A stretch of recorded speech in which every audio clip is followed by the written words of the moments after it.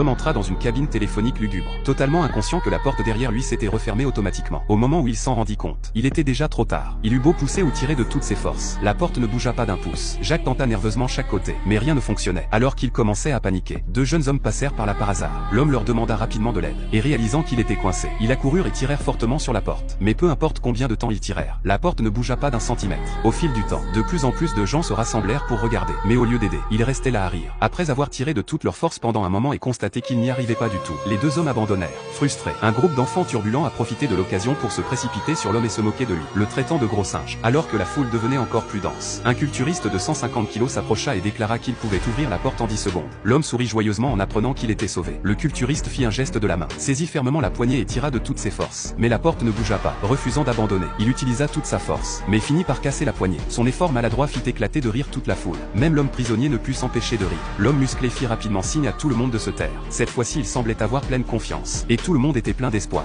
Mais l'instant d'après,